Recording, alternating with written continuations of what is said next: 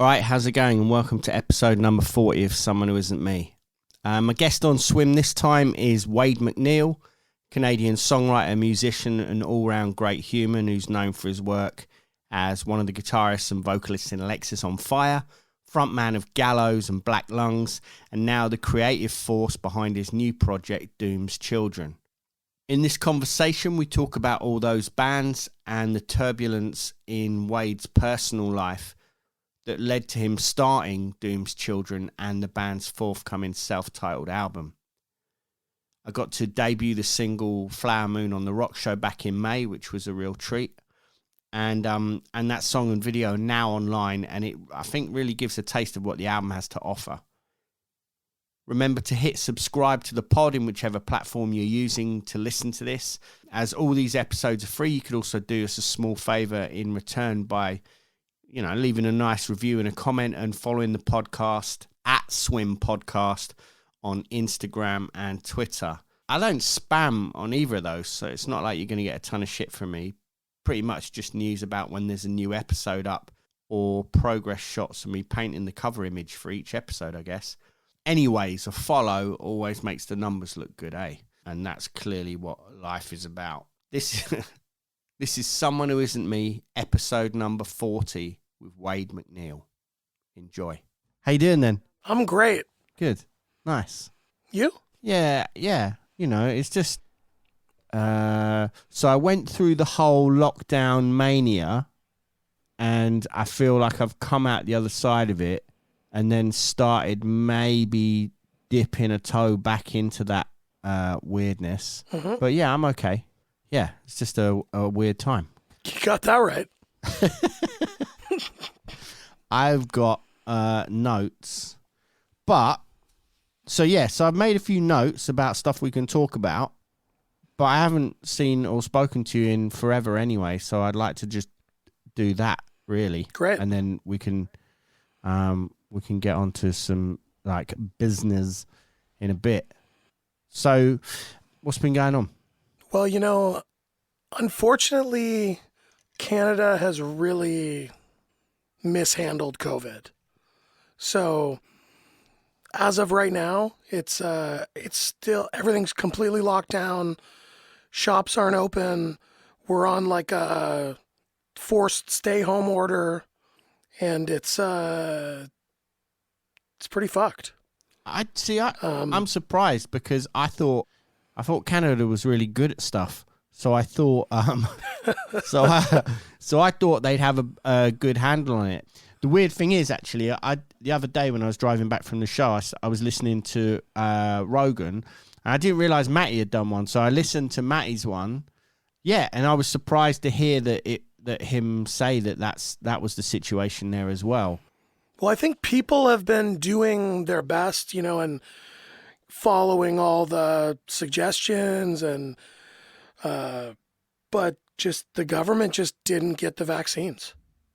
And so as much as people have, stayed in when they've been told to stay in and tried to, look out for each other, the cases would drop and then they'd flare up again. And it's been just back and forth for the last year and a half now. Oh, way. Have you not had any shots yet then? I finally got my first one a few days ago. Okay. So it feels like there's light at the end of the tunnel now. Yeah, that's how I'm feeling. I feel like, whereas before when I was looking at shows and stuff in calendars, I was just like, no way. That is an optimistic view of things. But I feel like now, it's looking like actually things like that are going to happen and are realistic. But that might just be me again, as I said, dipping into the COVID mania. Yeah, it's funny. I mean, I was super optimistic about last summer. So I don't know. At this point, just cross my fingers. Yeah. See what happens. You know what's funny, right? Because I keep saying about, I'm really missing shows and I want to go to shows and stuff. And then like Tara will be like, you can't even be in the supermarket near anybody, let alone be at a show. And I'm just like, yeah, maybe. And then I'm pretty sure it was you posted a picture from some gig only 2 years ago, probably, where I think it was like maybe a Gallows show, but you were like in the crowd. You know, it's like everybody's like climbing over each other like a scene out of a zombie film, and like screaming in a mic in your face. Yeah. And I just looked at that, and the picture just gave me mad anxiety, just being like, what?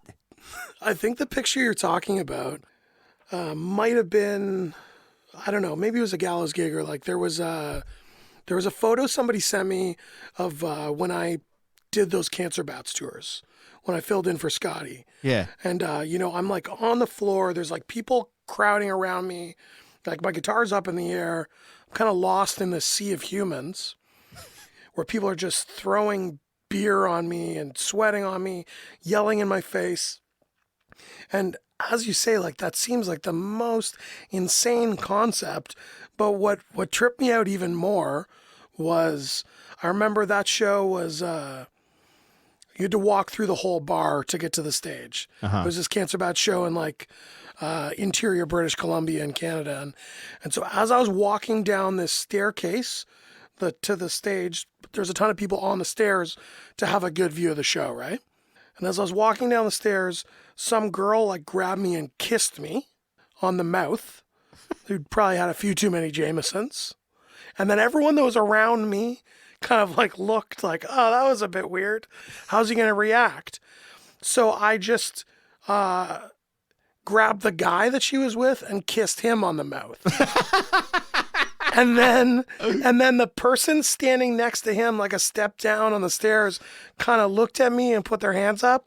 And so I kissed him, and this like led to a domino effect of me kissing a bunch of men and women I don't know on the lips on my way to the stage. And so that's just how we were living, just in a carefree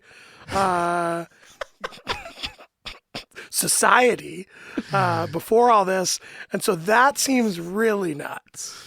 Yeah, man, that's I mean, that's wild at the best of times, but whew. How was that? I haven't really spoken to you since you did that. In fact, I feel like we haven't actually spoken. I mean, we've messaged, but it feels like it's been a minute. It's been a long time. Yeah. That was one of the things I wanted to ask you about. Like, how was that filling in for Scobie? Because like, I know that your guitar playing from everything else is very different from the way he plays.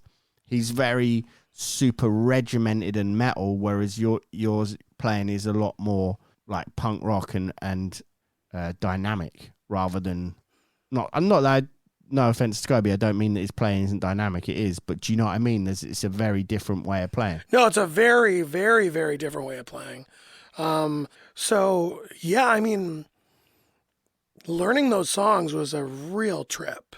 And they wanted to learn a lot of songs too. So I had to learn something like 23 songs. And it was so funny, like Liam from the Bats is so blasé about the whole thing. He's like, you got it. And I was like, you have no fucking idea what Scott's doing to you. But it was cool. He came over, showed me the songs. I started doing my homework on it, and I'm really glad I learned those. I think it pushed my guitar playing to a new place and a different place. Yeah. You know, I still can't do those pig squeals like Scotty. Yeah. But it did turn me into like a wah-wah guy. And like everything I've been recording since then, just fucking wah city, baby. We should point out to anyone listening in Philadelphia, he means a wah-wah pedal rather than the gas station that serves delicious coffee. Yeah. For Pennsylvania listeners, yeah. I am talking about the pedal. So yeah, but it was cool getting to do those gigs, and you know, I've known those guys for a long time, and I enjoyed it. And I was also happy to just step in for Scotty when he needed to take some family time. Yeah. And be a dad. And just keep his seat warm until he was back. Yeah. So it was cool, and I think most of all it made a big impact on my guitar playing. And I just think maybe my writing, you know, I was scoring this film at the same time called Spare Parts. Yeah. This horror film, and man, there's a lot of like second Metallica record sounding stuff because of me just being in the Bat zone. Yeah. At that time. And so, it's definitely, it leaked into my like creative ideas and stuff. And it was cool to do. Yeah, that's awesome as well. Cause I think like, even though, I mean, we're friends with a bunch of people in a ton of different bands and hang with them all the time. But it's not until I guess you actually get to play with people like that you suddenly feel that influence in quite a different way. Do you know what I mean? Absolutely. Like being around people that in different music styles all the time will affect you, and it affects your taste, and you'll get to hear a bunch of more different stuff. But yeah, I think playing it is pretty wild. And without having to learn those songs, I don't think I would have ever forced myself to play the guitar like that. Like, as you said, like the stuff I like is more like punk and rock and roll, and like even the solos I like are more vibey blues solos. So that's the stuff I've been drawn to and the stuff I kind of play in all my other projects. And so I would have never taken the time to just be like, rip a fucking gnarly fretboard run, Yeah. So, but now I can. But do you think that's going to like have a lasting impact? Because I mean, we'll talk about Doom's Children in a bit, but do you think that'll affect other things in writing and whatnot? I guess you said it did in the score work, so I think it's affected everything that I've done since. I think it initially, it crept into that score for Spare Parts, but I think the way it pushed me as a player, it certainly opened up some different territory. Like even on the Doom's Children record, even though the soloing is more like bluesy and stuff, it's probably a little bit shreddier thanks to Scotty. Amazing. How'd you get into doing the scoring stuff, by the way? I met the actor Jay Baruchel. Yeah. He had been to a bunch of Alexisonfire concerts. And I had said something nice about the hockey film Goon that he made. Yeah. In some press I did. And he reached out to me and just said, hey, like, I've seen you guys play a bunch of times in Montreal. I'm a big fan of your music. Like, thank you for the kind words about my film. If you're ever in Montreal in the future, I don't know if you're a hockey fan, but like, let's go watch a game. And so we did just that. When I was in Montreal, like about a month after this, I like went to his house. He ordered pizza and we like watched the Habs play.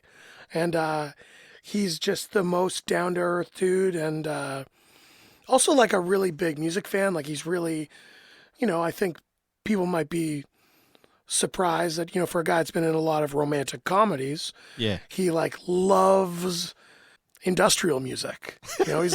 He's a huge Skinny Puppy fan. Yeah. So, he asked me to work on music for the sequel to Goon, Last of the Enforcers. Yeah. At first it was, can you maybe do a few songs for the in-arena music? And then he was really, really thrilled with those. And that just grew into, me maybe doing about a half an hour's worth of music for that film. Rad. And then by the end of that project, he'd asked me to work on his next film, Random Acts of Violence. And, he just kind of said, the more we hung out and talked about the music, he was just like, you're the guy that does the music for my films now. That's and he's a lovely guy. He's a really talented guy. And he's very interested in like supporting his friends and like having a crew of people that work together all the time. And so I'm glad to be on the team. Yeah. That's awesome, man. It's funny, isn't it? Because I started thinking about this, right? So just about reached the 20th anniversary of Alexis. You made the self-title when you were like, what? You were a teenager? 17. Yeah.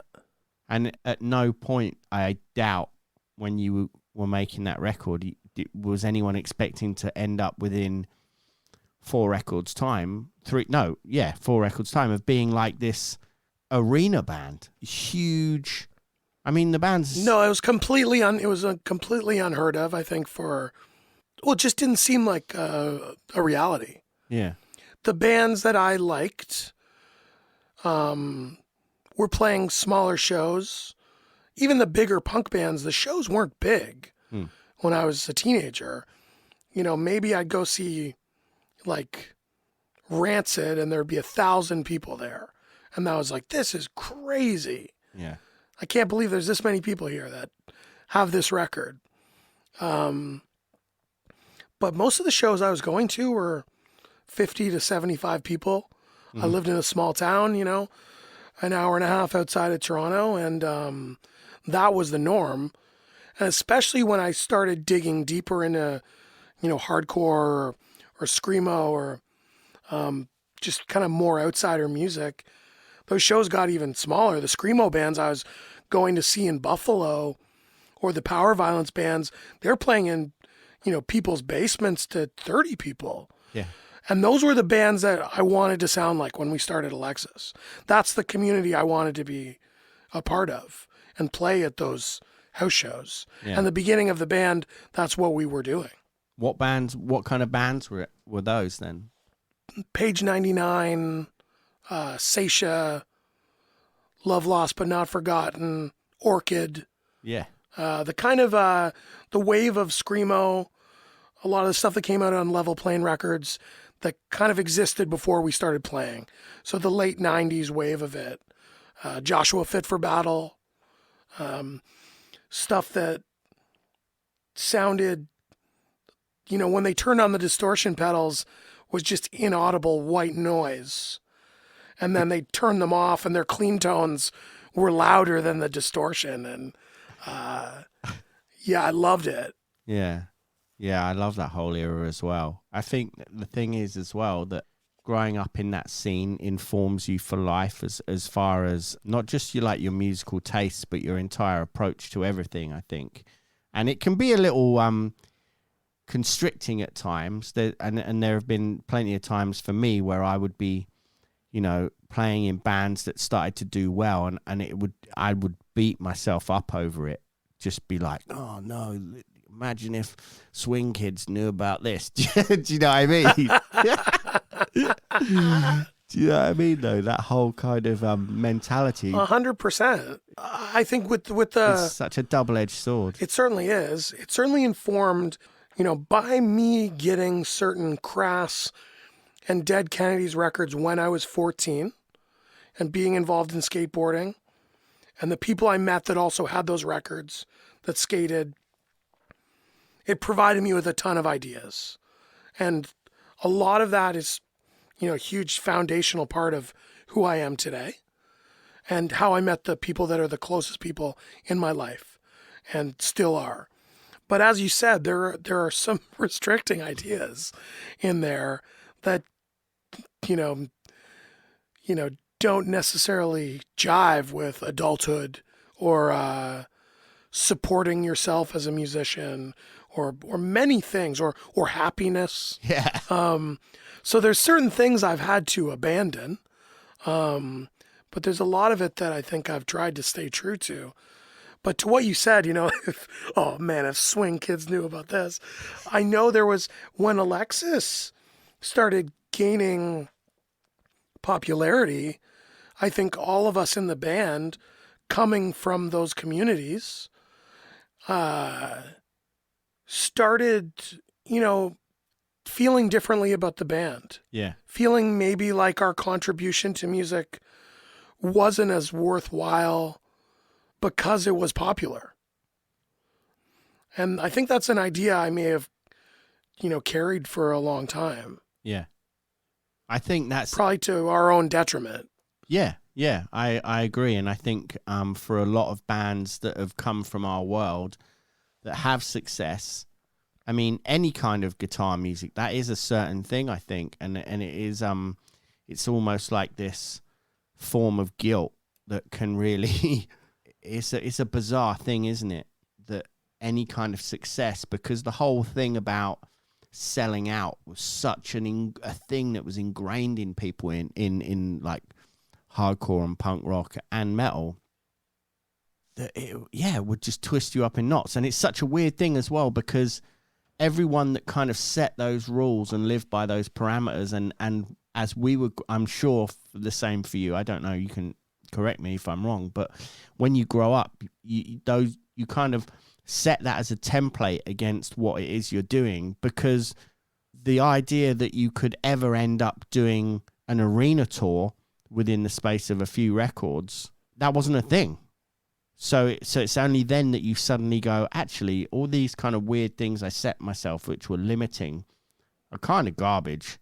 And it's great to have them and have integrity, but you can have those things and be successful and appeal to a bunch of people at the same time, you know. And I think the bands that do manage to do that make music that they've stayed true to and have become massive bands, I've got nothing but respect for, because it's such a balancing act to achieve those two things, right? Big time, yeah. I think it kind of boils down to sincerity. Yeah. You know, you can really tell when a band means it. You know, and I think no matter what type of music they're playing, you can tell if it's real or if it's a put on. Yeah. And so I think I've got respect for any band that's sticking to their guns in that respect. You know, if they're, no matter what it sounds like, if that's, you know, if what they're putting out is what they think is the pinnacle of art and culture, and this rips, and we love this, and standing behind it, you know, that's what people connect with. Yeah. And that's what I think is a real, you know, can be difficult. And, you know, there's a lot of bands that choose to go another way and start trying to write for what they think people want. And that's when you lose me. Yeah. Yeah. That's when I gave away most of my soul. Which is why I'm so desperate to cling on to what little I have left. But yeah, it's a weird one, isn't it? To see, that's the thing about with Alexis, was that I think you achieved all those things. You achieved, especially in Canada, you know, huge success, making great records that were super honest and ticked all the boxes of everything that we've just been talking about. And then just to go, yeah, look, I think that's us now. Let's just call it a day. When that first happened, yeah, like 2012, right? How did that feel then? Because it is a rare thing to be able to get to that point, I think. So to walk away from that must have been... It was probably, I think when we had the discussion about calling it a day, was one of the worst days of my life. Yeah, I'll bet. And I think every one of the five of us would say the same thing. We all felt differently about it. We all had different things going on in our lives. But yeah, it was very, very, very difficult, because it had been something I'd been doing since I was 17. It was something I was doing nonstop for so long. I mean, the first, at least, you know, 5-6 years of the band, we probably played more than 300 shows a year.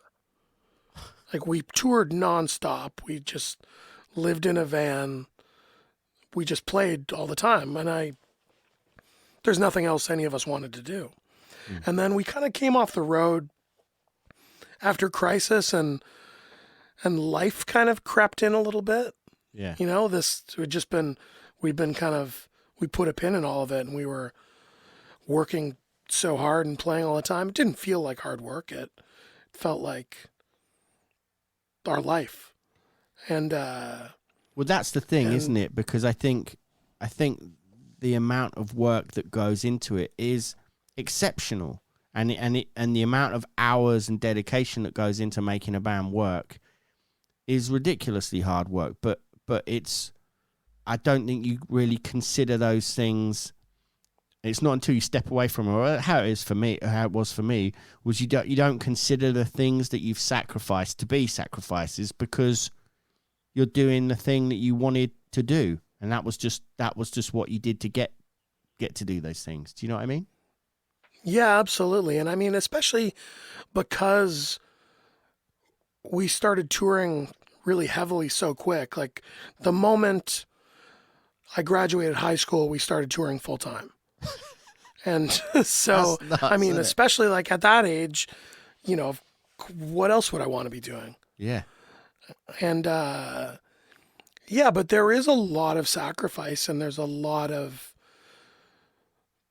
yeah, I mean, everything is secondary to doing it. Yeah. And it's difficult and there's a lot of rough spots and tough decisions to make. And, but none of it, as you kind of just spoke to, really feels like a sacrifice. Mm. Maybe in hindsight, some of it does. Yeah. But only in hindsight. Only when I was able to step away from it, maybe. And we'd finally called it a day and finally played, you know, the farewell shows, that maybe I was able to see a bit of the band as it actually was. I think the thing now is, like I said this to Ben and also Greg from Dillinger, that when they walked away and they were like, "We're done, we're putting a pin in it, it's done," I was like, "Yeah, what, 4 years? I give it 4 years, right?" And they're like, "No, we're done," because I feel like a lot of bands in our world really develop like a huge, like an extra fan base almost when it's done, because there's a lot of kids that might not have been there for the first time round, and yet they'll get into a bunch of new bands and like young bands coming through. And I think that the influence of Alexis on a ton of bands that have come through in the last sort of 5-6 years is massive. So it's only kind of after the fact that, even regardless of how big a band gets, it's after the fact they suddenly, you know, that there's certain bands will have this swell, and then it's like inevitably they come back. But when you guys all kind of were like, right, this is it, let's call this now, did everyone feel that was there any kind of like in the back of everyone's mind, oh, but we'll reconvene, or was it actually like, that's it, we're done? It was that's it, 100%. Huh. And yeah, it had felt like it had run its course, and we felt really lucky that we, you know, because we said it was over, and then we didn't do a last tour or anything like that. Mm. And you know, we started talking a little bit more and thought, let's actually give this a send off that it deserves. Mm. And by taking a little bit of time and doing that, it allowed us to end things on a positive note, like personally and, you know, with the band. And so when we were playing those final shows, everyone felt good about putting it to bed. Yeah. And there was no thought in, I think, any of our minds that it would be happening again. You know, we were moving on and we were happy about that. And,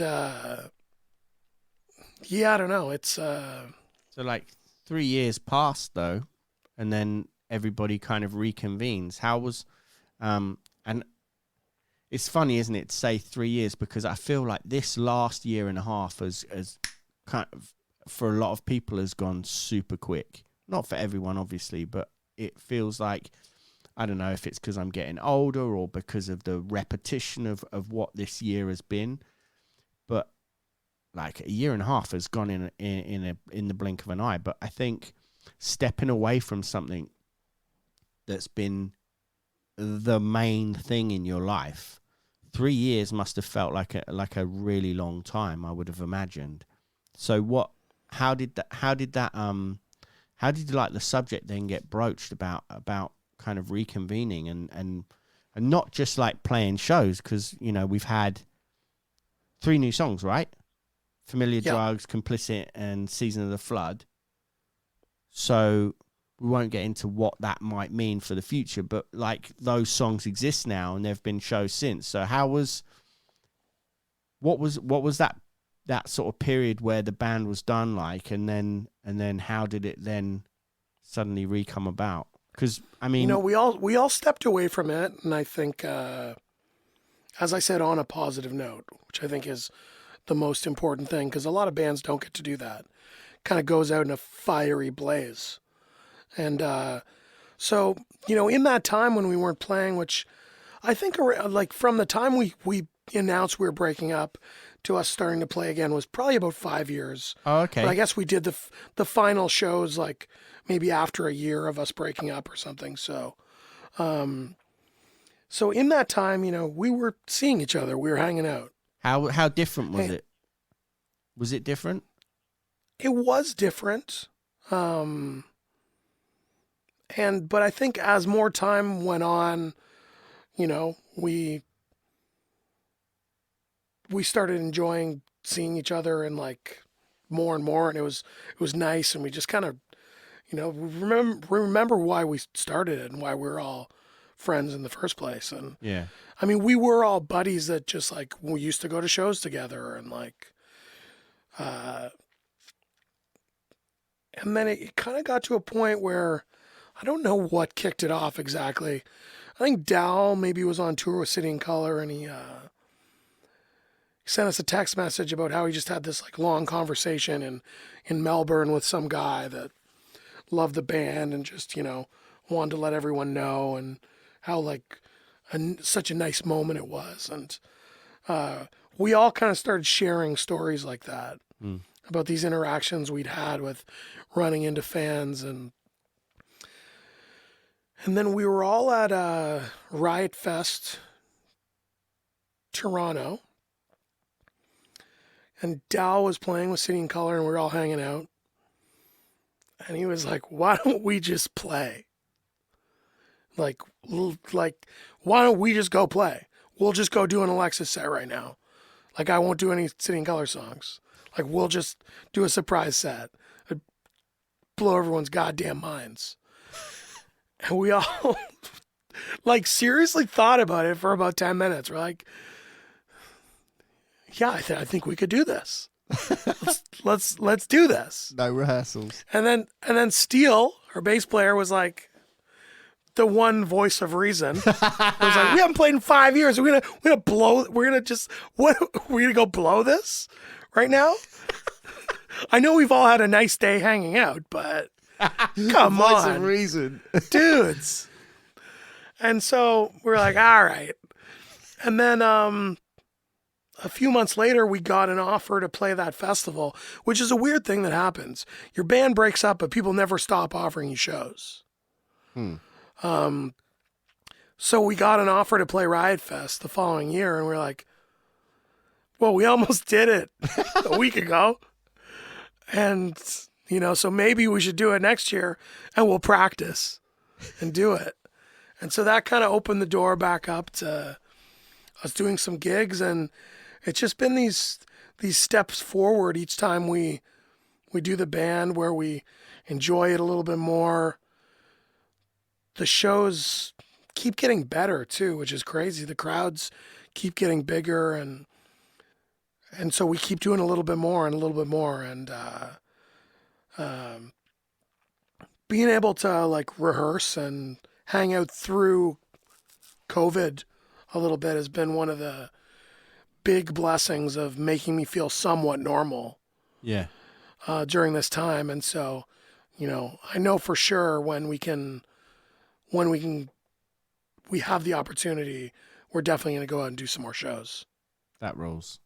Like I said, we've got like those 3 songs. So how was that? Because that's an inevitability almost, isn't it? This is one thing that I find quite weird with bands that have had like a hiatus, I guess, and then come back and they'll start playing shows, and it's almost like, how are you not writing new songs, or why are we not hearing them? And I think that's because that it just feels like, I'm sure.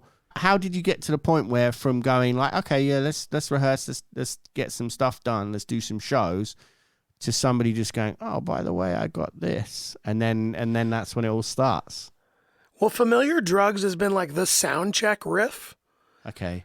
For about 10 years. And It's like, I don't know, whatever we were calling it, Dal's Doom song or something. Yeah. And so I don't know. I think, one of us started playing the riff at practice, and it really fell into place quickly.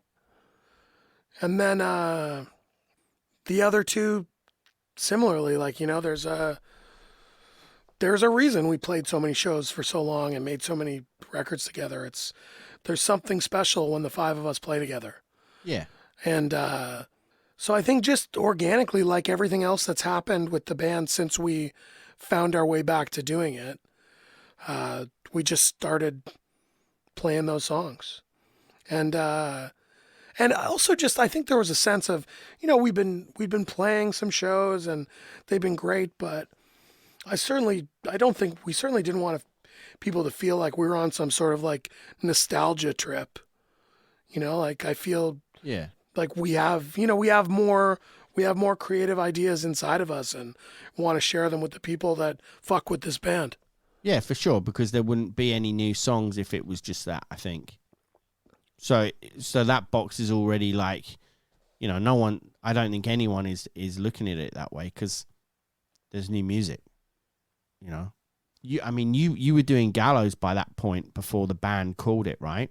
I was, yeah. Yeah, it was like 2011. So how was that? Because I remember when, I felt like I had a really good relationship with that band and like that whole camp in general.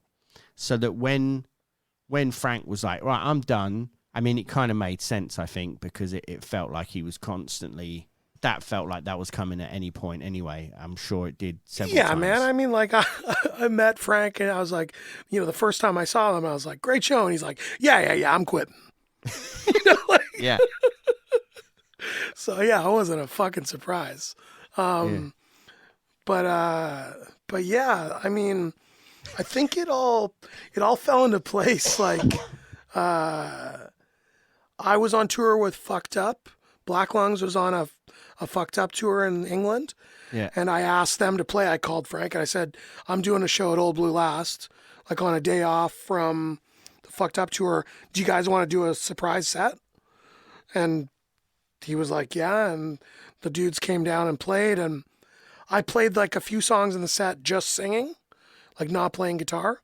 And I think that was maybe where it popped into Lags' head that maybe I could be the dude because, I didn't know at that point, but, they talked about it. They knew they were doing their final tour. And then they reached out and said, I don't know what you're doing. And I said, well, actually, Alexis is calling it a day as well.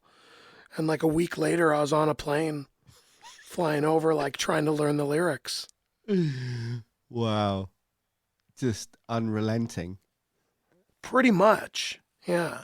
How was that for you coming into that? Because the thing that I felt at the time with that band was when they first came out, I was like, this is fucking great. This feels like a load of bands that I love, and it's legit, and the songs are amazing, and the shows are incredible.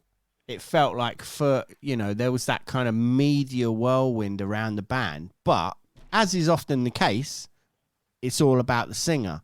And it felt like such a weird one because that whole band is ripping 100%. Yeah. So it must have been weird, like coming into that. I know this is kind of old ground for you to talk about, but I don't know if we've ever talked about it. Probably not. I think probably at the time, right when I first joined, I probably didn't want to talk about it. Yeah. I just wanted to focus on the future of what we were going to do. Yeah. And, certainly, there was such a media frenzy around that band, like Enemy was calling them the coolest band in the world or the most dangerous band in the world or whatever. But I think for people that liked the band, the only thing I didn't like about Gallows was all the interviews. Like you saw the band and you're like, these guys are nuts. The tunes are cool. Yeah. The shows are great. They're a mess. I love it. And then, it's like what I didn't love is like someone being like, these guys are the new Sex Pistols. Yeah. Like, are they?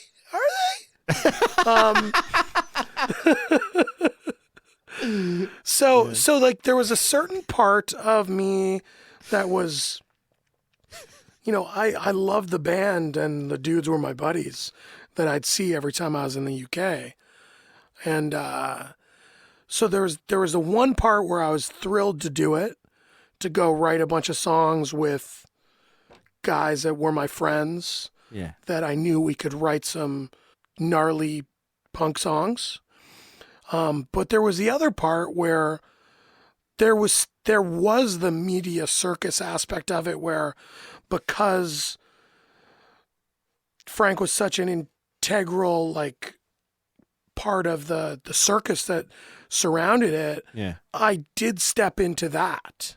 And there was a focus on me being that guy, and I don't know, and is there going to be the sensationalism of it, and what do I have to say, and doing a ton of press, and like, the comparisons and everything that surrounded it. So that was new for me, because as much as I was, someone that, conceptually like put Alexis together, was one of the main songwriters and contributors to a lot of the band, it's never really something that got talked about in the press. And I don't know if at that point people understood that was one of my roles in the band, because I wasn't one of the two more main singers, right?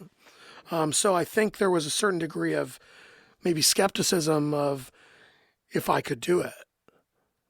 And maybe more so from a media, once again, like a media thing, like, will he be able to do it? Whereas like, I think a lot of people that just like liked Gallows, and that are involved in the punk and hardcore community, we've seen a lot of people smash their heads in with a microphone and stage dive and no disrespect to Frank, because he's a great frontman for that band, a big part of what I loved of that band. But for me, joining, like in terms of doing the shows, I was like, I'm going to fucking kill this. Yeah. And I think you did. So like, thank you. Straight off the bat, like from the first EP. And I think across that EP and the two albums, it's like definitely some of the best songs the band has ever done, I think, personally. I was really proud of what we managed to accomplish on those records, and especially the self-titled is, the music that I was obsessed with when I was younger and still kind of moves me the most to this day is really aggressive punk stuff. It's what I love the most, and I've always been in bands that have been these big collaborative efforts, and certainly the records I made with Gallows were a large collaborative effort of everyone's ideas, but we were very much on the same page and trying to make like something that was just a violent burst of music that clocks in around 30 minutes and is just unrelenting. And so I was really so thrilled I got to make that record with that band. And I'm very, very proud of those records, especially that first one. It's a very concise burst of violence. Yeah, but I like the fact that Desolation Sounds brings in a bunch of other stuff that I know we all like as well, and I think that when those sort of like darker, more sort of not post-rock or goth, but do you know what I mean? That kind of 80s era of punk where it was like Killing Joke and early Cure, when those sort of things started coming into it as well. Plus, I'm always a sucker for some mystical lyrics. You know me. Yeah. I think it's really exciting. That is one thing that I think is amazing as well, because when you started bringing that element in there, because I think that was starting to come through anyway. But, like as soon as you start having things like Cross the Lorraine and Cult of Mary and then like 93, it's so over. Well, we talked a lot about, as you mentioned earlier in the podcast, we've been buddies for a long time. But, you and me have been to a variety of occult bookstores together. Yeah. We share a lot of like interest in, I think, a lot of the same art and culture and literature. And a lot of that is, very mystical and, magic based. Yeah. And certainly at that time, I was really deep into, reading a lot of that and thought it was the perfect place to, use a lot of those ideas. And especially with the second record, I was really deep into it at that point. I know we talked a lot, and, I talked about even just trying to weave some actual magic into the session. And I do feel like, like a song like 9393, which is based off, like, the lyrics are based off of like a sex magic ritual. I do feel like the manifestation of what I imagined the energy of that song and what that would put out into the world, like, I feel like it was realized when we did the first London show on that record. Like, I felt like I could feel the room change. Yeah. When we played that song. And so I'm glad I feel like I went that deep into it with that. And I'm glad we're talking about it now, because I don't think I've ever discussed this in any capacity. Yeah, well, I think the thing is, we both know, because we've, as you said, we're both into a lot of similar things. But I think all art is exactly that. It is magic, and I think that as soon as it's cool when people are just doing it and you can feel it within their work, be it visual art or music or whatever it is they do. I mean, it can be really mundane things as well. But as soon as, like, there's some form of ritual within it and intention, you can feel that come through. And a lot of great bands that we love have that and aren't aware that is, or don't want to put that label on it, or don't even think about it, think all that stuff's like just woo-woo and don't care. But then there's those artists that I love that do realize that and align it with those things, or see the similarity with what they're doing and the effects that their art can have with these ideas, and they head down that road a bit more. And I feel like you can feel that more. It resonates more because the intention changes. Do you know what I mean? It's like, as soon as Bowie started getting into that stuff, you could feel it, I think, in his work. And I don't know, maybe I'm just rambling, but I feel like as soon as you... I certainly think you can. And I think the stuff that I'm drawn to the most is where people have kind of done it. Yeah, have went deep on it. Yeah. And, but yeah, I don't know. I want to touch back on what you said about just in terms of, the creation of all art is magic. And there really is something to that. I mean, the way I write music is I'm hearing something. I'm always hearing something that isn't there. And, like my main means of writing stuff is playing guitar. And just like I've always heard these melodies in my head, and I'm trying to figure it out. I'm trying to, put this song together that I can't really explain why it's right or why it needs to be a certain way. Yeah. Other than that's the way I'm hearing it in my mind. And I'm trying to get that out and put that on a record or create that live. And I think, the longer I do it, the closer I'm getting to actually getting it to be the way that I'm actually hearing it. Yeah.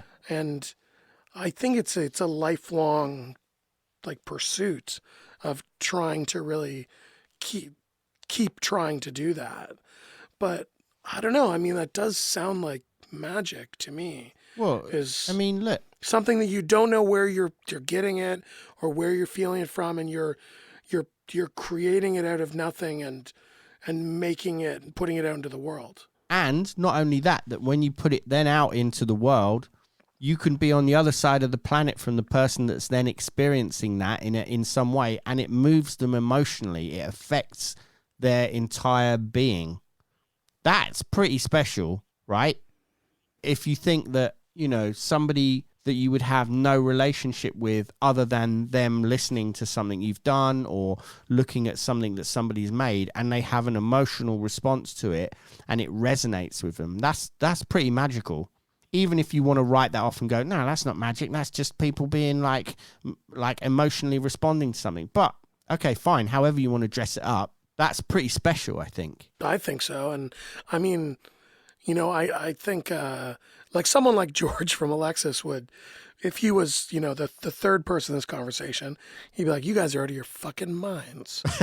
But I've seen George stand at the front of a stage and just stare at the audience intensely and make a group of 100,000 people start going crazy without saying anything, without moving that much.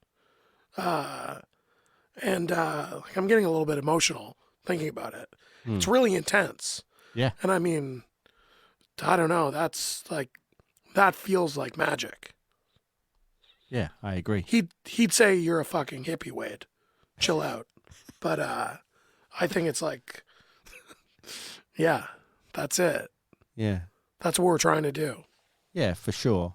And I think it's funny when you say about like when you're writing and you're like, no, these are the things that I'm hearing in my head. That's something that I always personally, when I'd be collaborating with other people in a band, that's something I'd almost struggle with, because they'd be like, oh yeah, and what about this? And I'll do this, or this can be the next part. And I'd be like, no, that's not how it goes.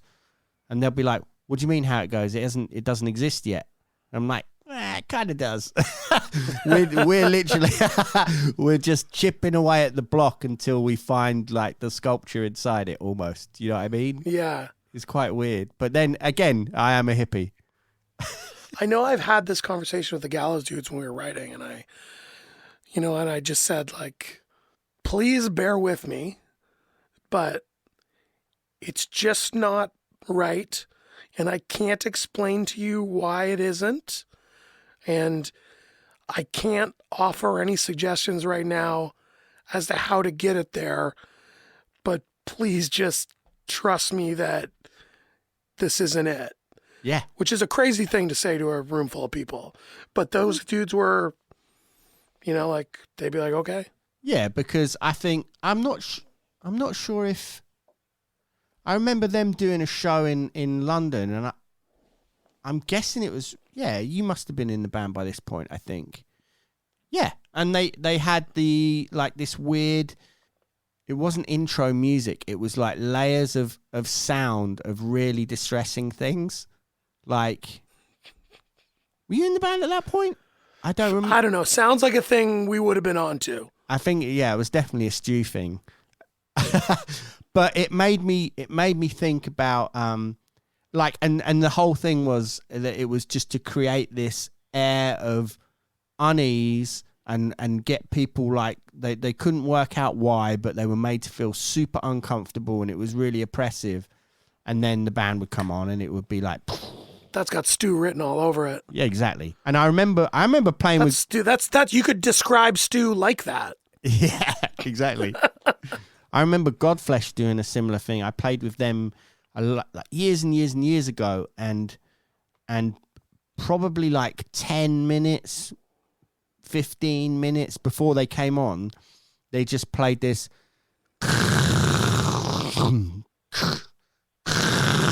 like this mechanical noise, and it just went on for like 10 or 15 minutes, and it was just like putting people on edge. And I remember Gallows doing that, and that made me think of this. I remember reading an interview with William Burroughs where he was talking about how I think it was like a cafe that he'd gone in, and he felt, and they'd done something where they disrespected him or been really rude to him and kind of manhandled him out of the cafe or something like that, or a store. So for the next week, he sat with like a little tape recorder. I think he had a couple of tape recorders, and every time there was something really harrowing on the news, he would record it and then keep that. And then another thing would come on and he'd play the original thing back and tape another thing on as well. So he had this just like, it ended up with like layers of almost like of this cacophony of misery that he'd collect all these kind of weird news stories. And then he walked backwards and forwards outside the front of the store, just playing it quietly over and over and over this period of time. And then the store, like the whole thing collapsed and like it shut and the people moved away and he was like, "Yep, job done." Wow. Yeah, right. It's a great story, but yeah, it made me think of that anyway. So, so that was that. It's an incredible level of spite. Yeah, right. I applaud it, but I hope I can just let it go. You know? Yeah, I know what you mean. I just feel like those kind of things don't always work out great from experience. That yeah. Anyway, so let's talk about, as we've kind of touched on subjects where a lot of people would go, "What a couple of hippies." Let's talk about Doom's Children. Oh my God, the perfect transition, Dan. You know, like I said to you earlier, I've been listening to the record a lot, and it's such on the surface of it, it feels like such a left turn. And I think if you played it to someone, if I played that record, right, to somebody who we didn't know, who wasn't a mutual acquaintance, that hadn't grown up in our world, they'd just be like, "Yeah, this is awesome," right? And then you'd be like, "Oh, and these are his other bands," and you play a selection of stuff from other stuff that you've done, like Black Lungs and Gallows and Alexis, and I think that people would have a hard time kind of equating that. Like when I've listened to it, I feel like even though it is, I guess, if I hate labeling things, but if we're going to this kind of sort of psych folk alt record, you can still, aside from obviously knowing you've made it and it's your voice, I can feel your essence within it anyway. And part of your essence is the fact that you have come from this world of punk rock, and I feel that in there, in the honesty of it. But also then there are still those little moments where it's like, do you know what I mean? Like a little, there it is. Like in Lotus Eater, when there's the Misfits, the lyric from Where Eagles Dare, you go, "Yeah, this guy that's in there." Yeah, it's like, this. I snuck that in there. Yeah, Yeah. This guy knows his punk rock, obviously.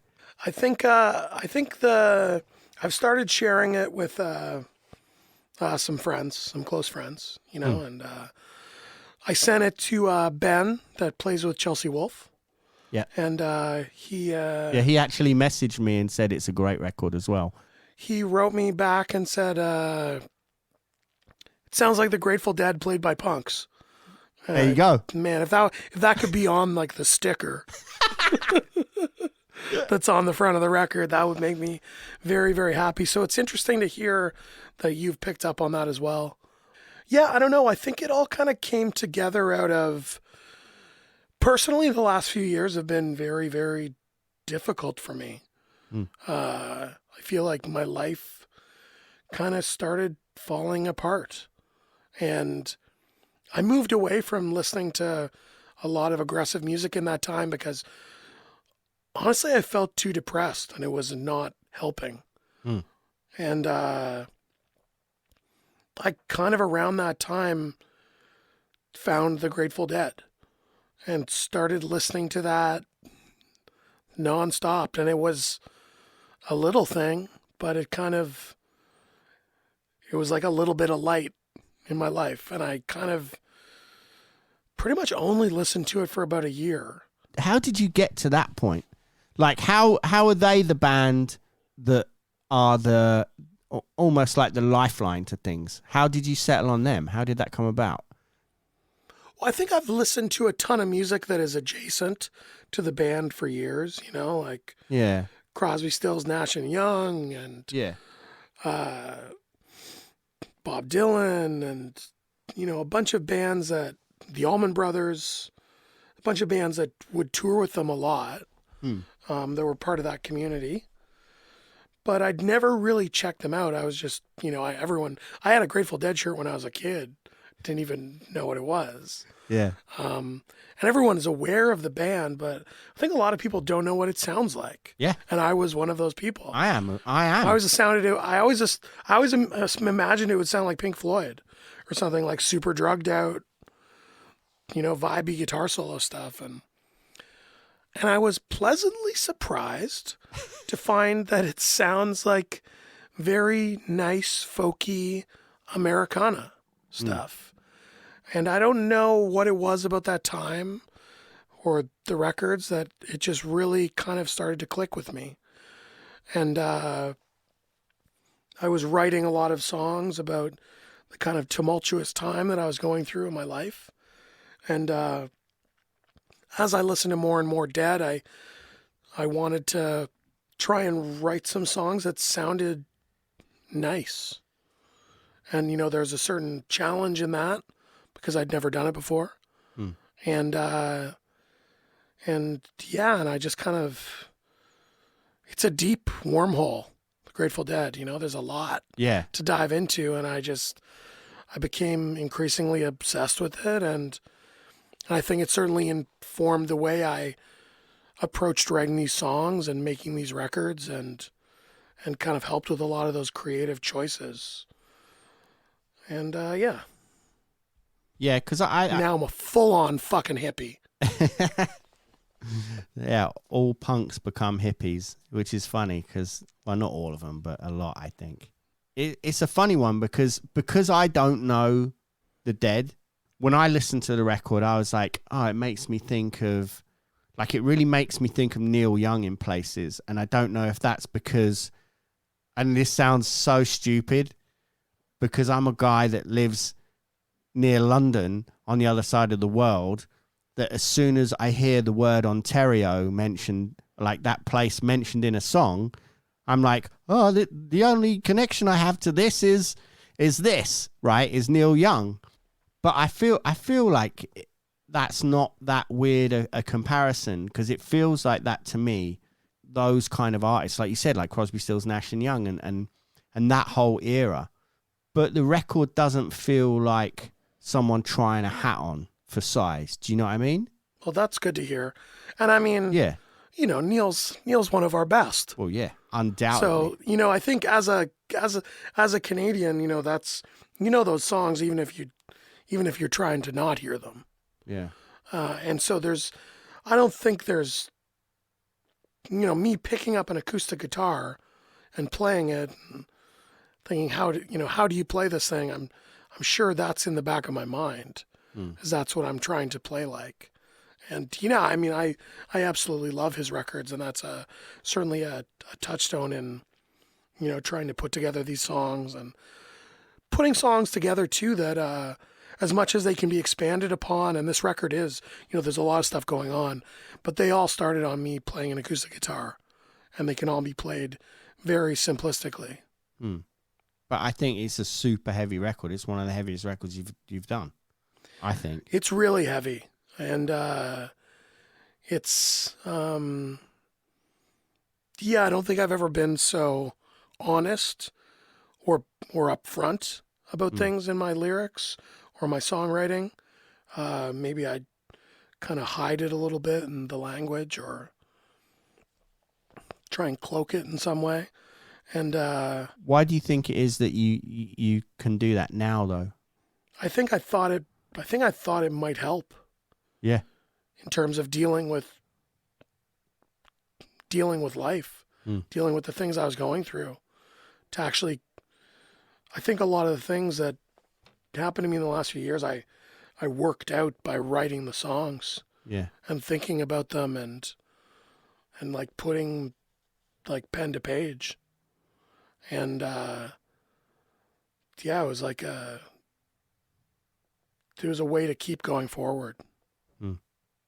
Yeah, because I think, as we've said already, like making art is a magical thing, but it's also, it almost, no, I don't want to say like it feels like it's it gets bandied around like a cliche, but making things is a truly cathartic process. And I think that when you go through a lot of stuff and you're having to deal with things and you're an artist, that is the most obvious way to help to like throw something into the future of where you want to go and come out the other side of it.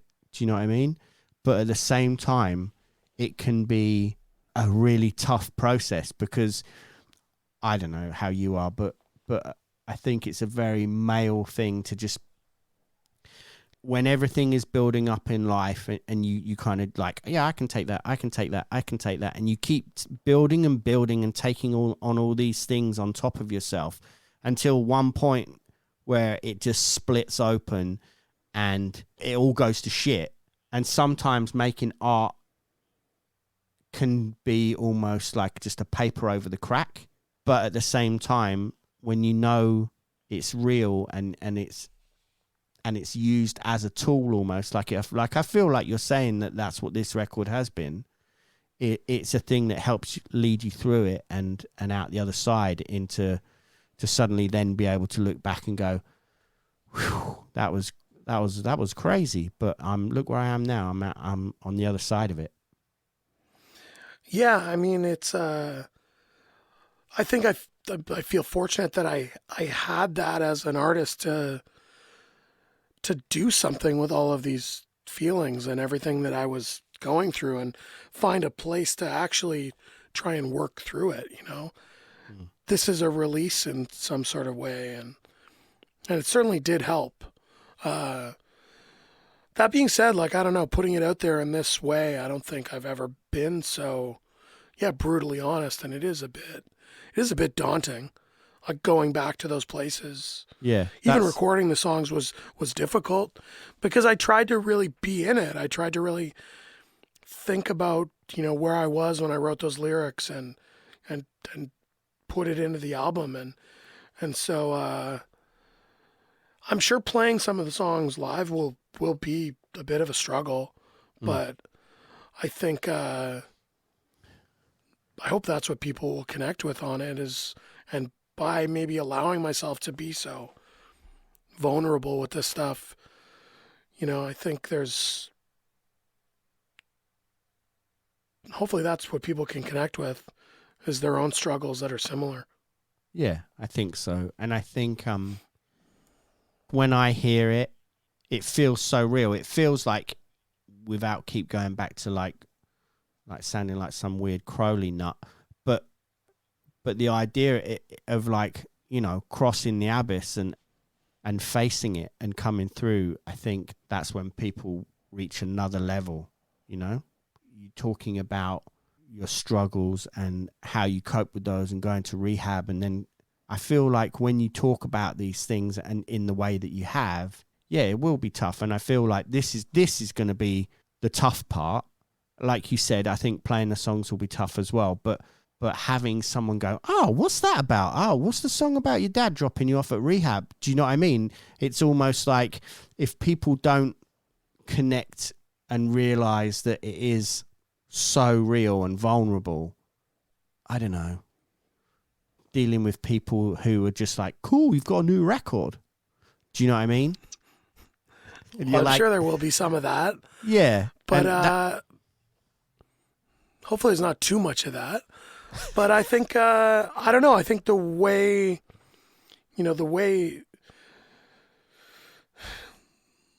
through to the other side is going through it, is addressing it, is speaking to it. And not looking at struggle as some sort of failure. Yeah, not at all. I think by addressing a lot of things that are difficult in your life, and it's a very powerful thing, and you can only stuff things down for so long. Yeah. Before, as you said before, it cracks open, and so yeah. I mean, I think it'll be good to go through it all and relive it a bit and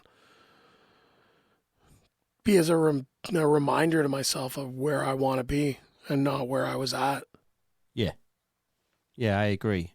See, this is the other thing that I find quite interesting in about my lack of understanding of the Grateful Dead, because to me, all I know about that band really is like, I know a couple of songs, sure, but it's the not the mystique, but like the culture around the band, and it being, you know, like, oh, they're the band where people would travel around the whole of the US following them and doing like a ton of psychedelics. And it's a weird one because I know that those things can be super, can be really helpful at times when things need to be sorted out. But the flip side of that is they can also be like pouring gasoline on top of a barbecue. Do you know what I mean? Yeah, I know exactly what you mean. Yeah, it's interesting. Like, I mean, I've done a lot of psychedelics. And, you know, I think when I was doing them the most consistently, I was trying to leave planet Earth. Like, I was trying to not be in my body, in my mind. I wanted to be somewhere else because I was having a difficult time dealing with what was going on. But really, it's bringing forward all the things maybe you don't want to deal with, or the things that are stuffed down the most in your mind. So I think a lot of that kind of had the complete polar opposite effect of me trying to run from things and just like ended up running toward them. But yeah, I don't know. It's interesting. I think, you know, psychedelics can certainly be used in a positive context, or, you know, like anything, they can be overdone.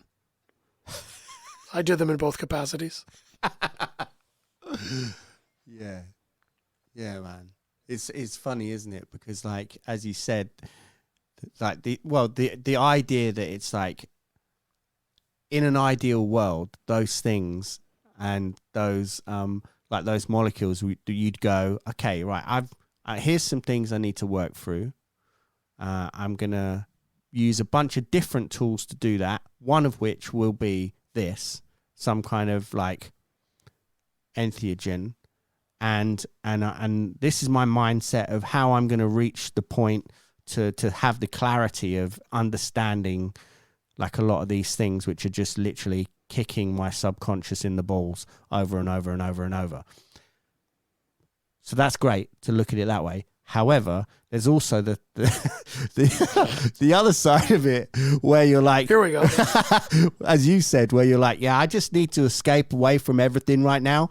And then as you're leaving, you suddenly realize that what you're heading towards is a giant fucking neon screen of all of all those things. Yeah. That you're trying to escape from. Yeah, that's a tough one, man. I'm glad that you're good.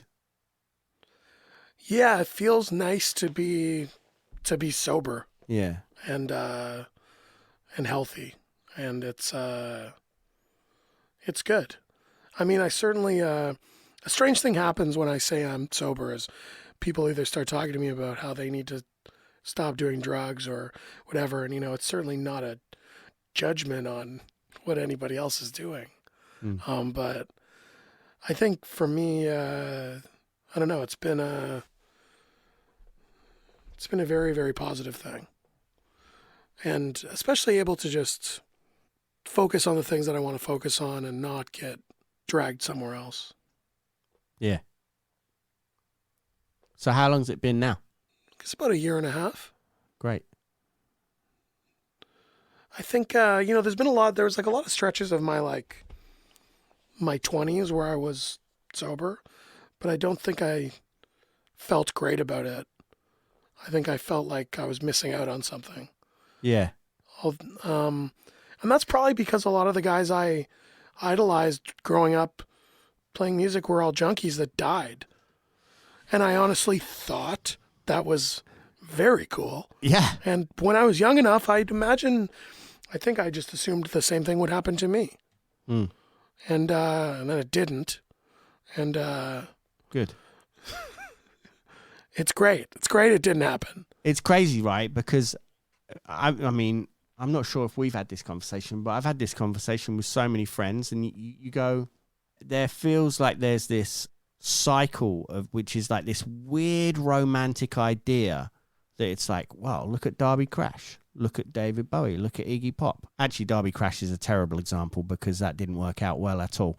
But you know, like Bowie and Iggy were like these kind of functioning, and Lou Reed were these people that were doing ridiculous amounts of drugs, and then it becomes like, oh, well, you know why they're so great is because they do all those drugs, and it's like, no, I don't think that's true. But I think the thing is, when you're a kid, it is it's easy to fall into that trap and go, oh right, yeah, okay. You know, great art and drugs are intertwined. And I think, yeah, that's a slippery slope, man. I think everyone's probably been there that's been in our world that has those moments where they'll have a real wobble or more than that. And there's that realization that it's like, yeah, this isn't the one. I need to just... Yeah, I mean, maybe there's a lot of ideas that, yeah, great art comes out of pain. And, I mean, you know, being in that zone is certainly really painful. But that's just not the case, you know? It's, as you said, with all those musicians that you just name-checked, you know, like, you know, Nick Cave didn't get bad when he stopped doing heroin. Correct. You know, and I'm sure he had a similar concept of probably some jazz musicians he loved when he was, you know, younger, that like, well, you know, all these guys were on heroin, so it's part of the thing that I should do. That's my shtick. And then, yeah, and hopefully people see the other side of it. And I mean, I've never done heroin, so I'm happy it didn't get to that zone. Yeah. But yeah, I don't know. There's no glory in that. Yeah. And yeah, I don't know. I'm happy. I feel like I've come out the other side of the dark zone, and yeah, that I can focus on making music with my friends. Yeah, man, I agree. So what's going to be happening with the record? Like, I know that like the first song comes out as we're doing this, it comes out. Wait, what day is it today? Song comes out tomorrow. Tomorrow, so Wednesday. 26th. Yeah. To coincide with the blood moon lunar eclipse. Hippie Shit. Love and it. then the record will be out this summer. And yeah, so I mean, I'm not in the hugest rush to get back on the road. I kind of want to see what happens with everything. So I'm going to, you know, probably in the meantime, like record some live sessions and stuff and just try and focus on sharing a bunch of stuff with this record with people. And then, yeah, and then when it feels right, I'm going to, you know, I'm definitely going to tour this a lot.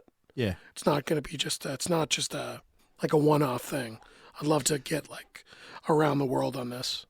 Yeah, I agree. But at the same time, I think it would be fine even if it was just that.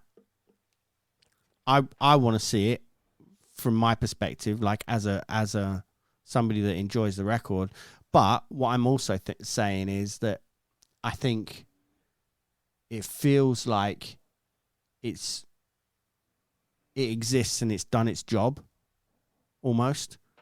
I also see it that it's something that is clearly like the key opening a door to a whole, it sounds really cheesy to say it like this, but like a whole other chapter now, I think, because it's... Well, I think it could allow me to play with some artists that I've never played with and exist in a space that my music career hasn't existed in. Yeah. Which is always exciting, you know. Doing new things is always exciting, and just the nature of the songs on this record lends itself to some more kind of free form playing.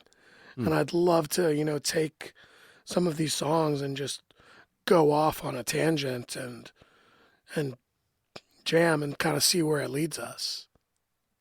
Yeah.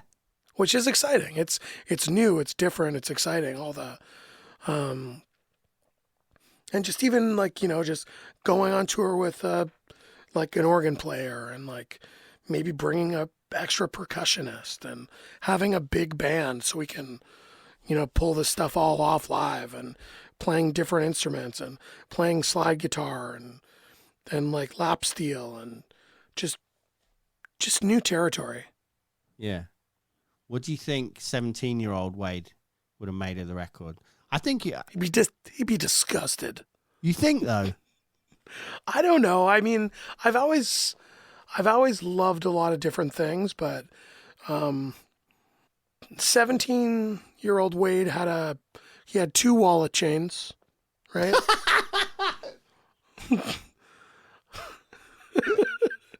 But same side or different sides? Same side, one longer than the other. And he had a pretty rigid idea of what punk music was allowed to be. Okay? There you go. We've come back to that. And it wasn't allowed to be this. That's funny. But it is. This record's punk as fuck. 17-year-old Wade, even though he did have a blood for blood windbreaker, he was wrong about this. Amazing.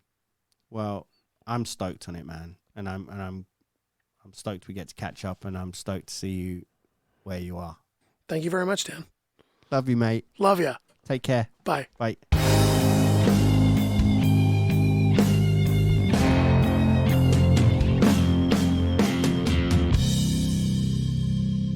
Thanks for listening to episode 40 of Someone Who Isn't Me. Much love and thanks to Wade. As I said at the start, Doom's Children have one single online so far called Flower Moon, and you can check that out and the accompanying video now. The self-titled debut's due soon on Dine Alone. It's tight. And you can follow at Doom's Children on Instagram. Wade is at Wade MacNeil. Pod is at Swim Podcast. I am at Daniel P. Carter. Like and subscribe, yada, yada. That'd be nice, wouldn't it? Peace.